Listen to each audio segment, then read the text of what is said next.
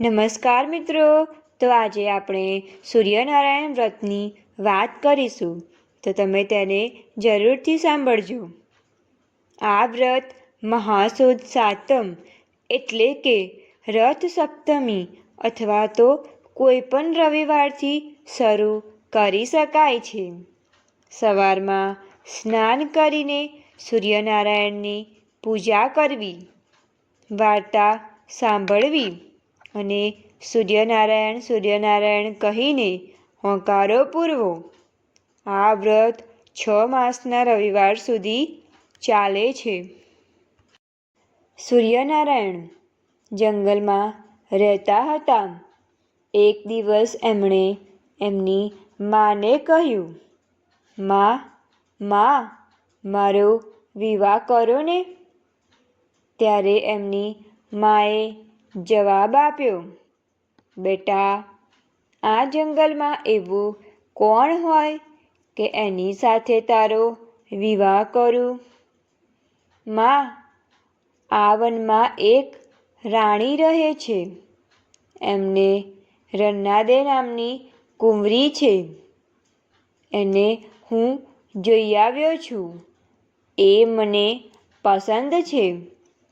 એની સાથે મારા વિવાહ કરો.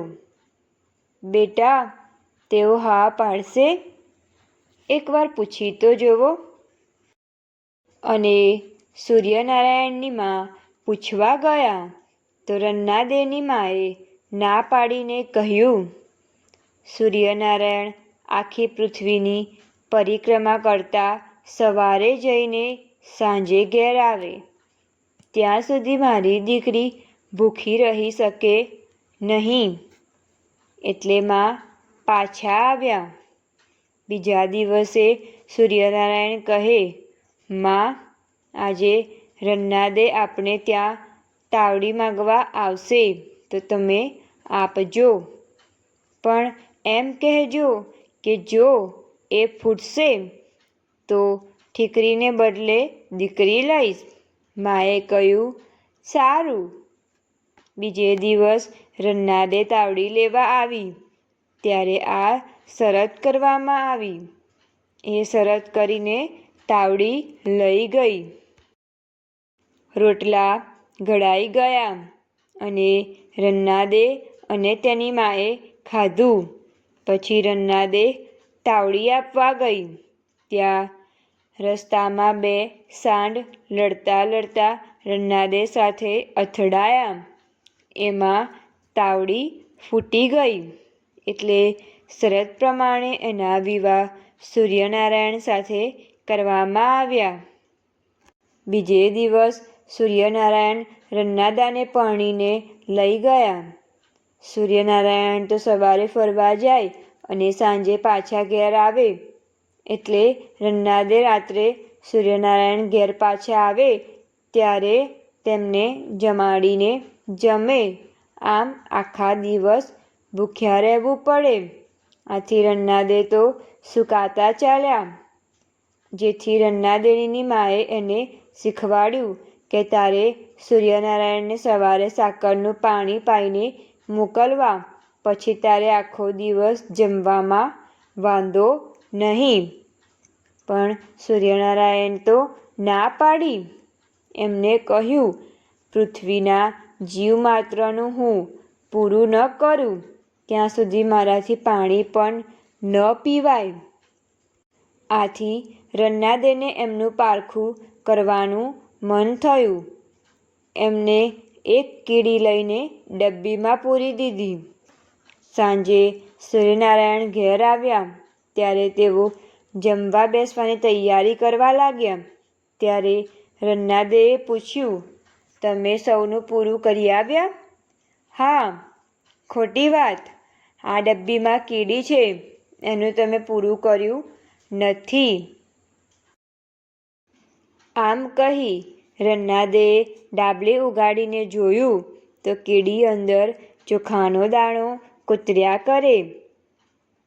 આ ચોખાનો દાણો ડાબલી બંધ કરતી વખતે રન્નાદેના કપાળમાંના ચાંદલામાંથી પડી ગયેલો.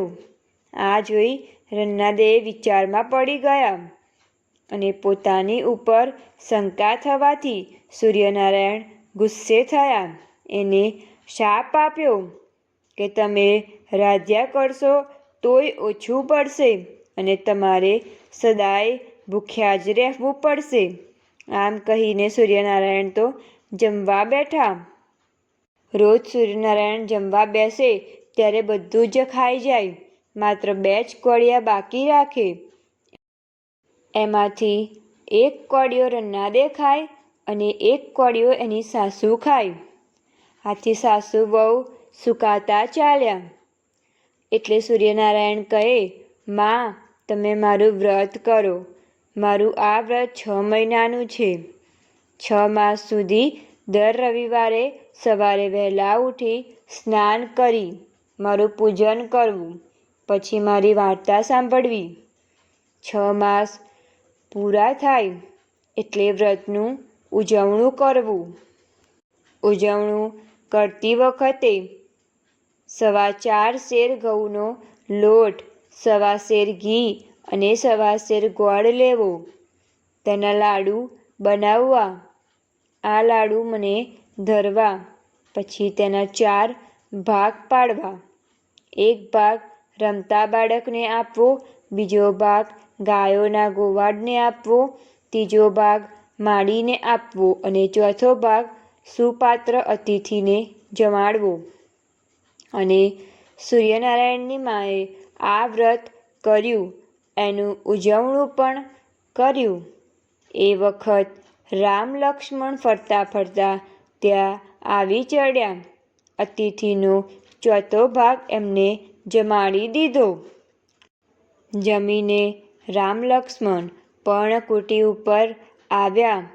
સીતાજી પણ આ વ્રત કરતા હતા, એટલે તેઓ આ વાર્તા કોને કહે અને જમે શું? એટલે રામની સૂચના મુજબ એ વનમાં એક રબારણ રહેતી હતી. એનો છોકરો મરી ગયો હતો એટલે એ ભૂખી હતી. સીતાજી એની પાસે ગયા, એને વાત કહી સંભળાવી અને એનો છોકરો તો જીવતો થયો. આળસ મરડીને તે બેઠો થયો. પોતાનો છોકરો સજીવન થયો. એટલે રબારણે પોતે પણ સૂર્યનારાયણનું વ્રત લીધું. આ સૂર્યનારાયણનું વ્રત સૌને ફળ્યું એવું વ્રત કરનારને ફળજો.